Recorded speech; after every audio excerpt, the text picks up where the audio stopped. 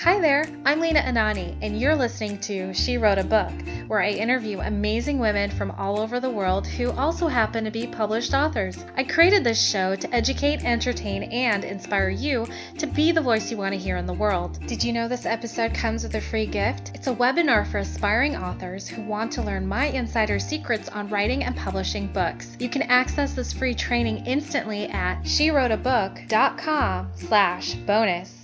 Now let's get started. You are listening to episode number 56 of She Wrote a Book, and today I'm interviewing Kelly Antoine, author of the book, The Ghost of Fort Leavenworth.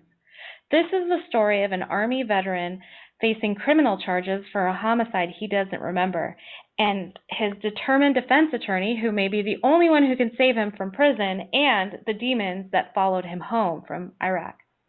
Kelly is a labor law attorney in St. Paul, Minnesota, and currently serves as a judge advocate for the Minnesota Army National Guard. She recently returned from a year-long deployment to Camp Buehring, Kuwait, where she wrote her first novel. Again, her book is called The Ghost of Fort Leavenworth. You can find the link to purchase her book in our show notes for this episode at SheWroteABook.com/56. So, Kelly, it's such a pleasure to have you as a guest today. My first question for you is this: what inspired you to write and publish this novel? Well, I've always been a writer. I can't remember a time where I wasn't planning on something. Sometimes it'd be fiction, sometimes poetry, sometimes law and politics and gender issues. But I have at least 2 abandoned novels sitting in a filing cabinet somewhere. It might have had some promise at first, but just wasn't able to flesh out the details, and I'm really glad that I was able to see this one through until the end. This is, I think, a great story to be the one that finally made it to print. How did you come up with the storyline or the idea for this book? A bunch of different places, really. Some of the scenes and characters were taken from my own experiences in the JAG Corps, but a lot of it is mostly invented. Military culture really kind of lends itself to this kind of writing. The bonds between soldiers are very intense. Stakes are high. There's a lot of opportunity for suspense and drama in that. The military also clings to some very lofty ideals like honor and integrity, but soldiers are human, and they sometimes have a hard time living up to those values. Rank can also play a big role because rank can influence people in all the wrong ways. It can force people to keep silent when their conscience tells them to speak out or to do things that they wouldn't normally do. So there's a lot of discipline and structure in military life, and the challenge as a writer is to bring out the human element underneath it all. This was originally a story about a simple adultery, and as some people know, that's still a crime in the military. I like the idea of building a love story around that. So it kind of morphed into a story about homicide and PTSD, but I really like that idea of mixing some of those, some really dark stuff with some of our most basic needs for love and forgiveness. Interesting. I feel like your cover kind of incorporates those elements too, the cover image. Tell me a little bit more about why you decided to go with that design. Well, it comes from the story itself. There's a scene in which well, it's actually a tradition within the Army. Oftentimes when we have a gathering of sorts, we will have a table of remembrance set up for POWs, MIAs, soldiers that have never returned. And there will be a candle lit to commemorate those soldiers who cannot be with us. So the candle is taken from that tradition in the military that does play a role in the book, and the lilacs also are a big piece of the narrative. One of the things that does work to calm down the PTSD symptoms of the main character is the smell of lilacs. And there's his defense attorney happens to wear this lilac scented perfume, so it kind of plays into the whole idea of having that calming influence in the midst of all the chaos. That's really cool. Good. I'm glad you like it. Yeah, that's like a really well thought out design and a well thought out storyline. This is great. how easy or hard was it for you to develop these characters in the It took a story? long time, I can tell you that for sure. It went through probably 7 drafts, and I had a lot of good friends helping me, reading through some of the material that I was putting out and saying, oh, this is inconsistent here, or oh, I really like this part there. So it took a lot of rewriting because I wanted to make sure the characters were consistent and that they were relatable. Originally, Ben Casper was not a very likable character from what I heard. I was a little too heavy on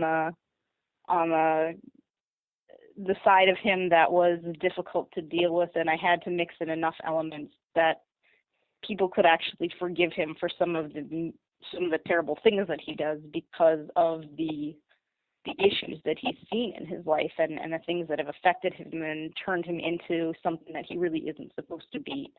So it was really complicated to mix those two elements of someone that, you know, we want to think of as a hero, but also someone who is a little dangerous and someone that we also are a bit fearful of. So mixing those two together in a way that was not too terribly off-putting took some careful crafting. He was probably the most difficult character of all of them. Interesting. So tell me a little bit more about why. Where do I want to go with this question? Why did you paint Benjamin Casper in that way, where he comes across as the villain? Well, no, he comes across as the hero, but you wanted to have him create these flaws. Was there like a point of view that you were trying to make with the story, or were you trying to get like a certain message across for the reader to walk away with? I think the combination of the two just creates a lot of tension for the reader to sort through. I mean, he's kind of a unique sort of character. He's tormented, and this isn't necessarily a new thing. There are so many detective novels where the lead character is just very morose and detached. But I kind of took that to a new level where he is not only a little morose and detached due to some of his experiences, but to some degree there's violence associated with that he can't control, and it makes him, in my mind, a little more tragic. Readers are going to have some sympathy for him, but they're also struggling to find a solution for him. It may not seem correct to lock him away, but at the same time, we're a little uncomfortable just letting him walk about the base, not knowing when or if he might hurt somebody. So it's kind of that struggle of finding out where to draw the line to protect people and how to get people the help that they need so that they can return to their former selves. It's a long-standing issue with veterans who come back with these kinds of issues, and I wanted him to be realistic and someone that would kind of put a more human face on the headlines that people might run across. So you labeled you gave him PTSD. I want to know a little bit more about why you chose PTSD, and for the benefit of the listener, can you explain a little bit more about what PTSD is? Sure. PTSD. Well, I can't speak about it as any kind of a medical professional, but I think most people have kind of a rough idea what it entails. There are flashbacks, there's depression, isolation, alcoholism, and a lot of this I go into in detail in the book. It can result from any kind of traumatic event, but this book in particular focuses on war trauma. This has been with us as long as soldiers have been fighting wars. Interestingly enough, when I started writing Casper's story, it was originally called Soldier's Heart, which is a very old term for PTSD. I ended up changing the title because a friend of mine, I think wisely, let me know that sounded a little too soft for the type of book that I was writing. So I think ultimately it was good advice, but I made sure I included at least one chapter that talks about Soldier's Heart specifically as a form of PTSD that is unique to soldiers, that really just kind of encompasses what happens in the combat zone and how that plays out, that maybe is different from the sort of PTSD that a civilian would experience. I guess the reason for the PTSD is it helped flesh him out as a character, and I thought it was a realistic device based on some of the things that do happen overseas. Very cool. Do you feel like PTSD is something that gets enough attention? I think that within the right circles, it does. These are issues that are in the front and center of board meetings and policy decisions. Unfortunately, I think within the public at large, there seems to be little awareness that there's still even a war being fought at all, much less that there's a wave of veterans living among us with all these invisible scars. During previous campaigns, when we had a draft in place, almost everyone knew someone who was directly involved in the fight. And these days, we have a volunteer army. It's less than 1% of the population. So much of the burden has fallen on a very small sliver of the population.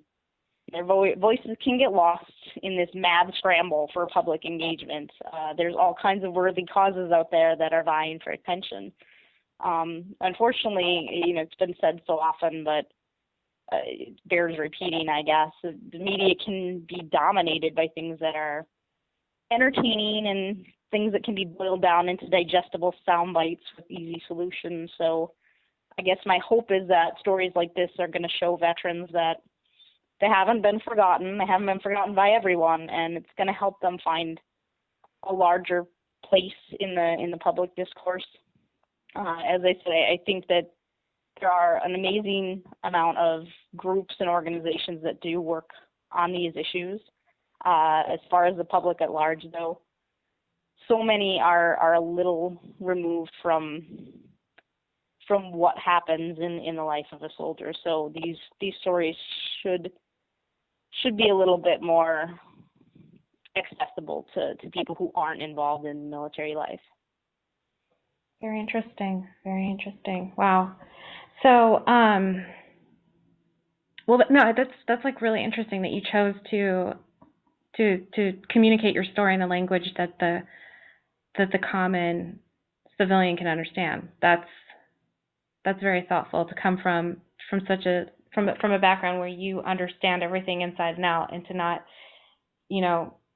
communicate that in a way that we wouldn't know how to read your books. That as an author, I think, is a gift that you have, and I think that's very thoughtful. So let me transition into my next question, which is, what do you love most about being an author?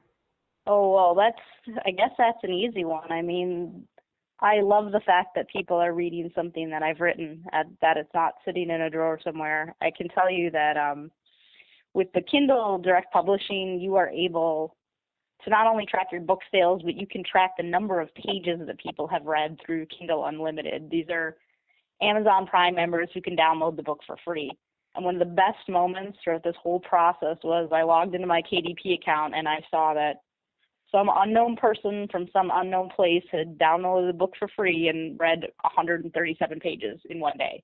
And there's no sale associated with that figure, but just seeing the number of pages that had been read, it made my heart swarm.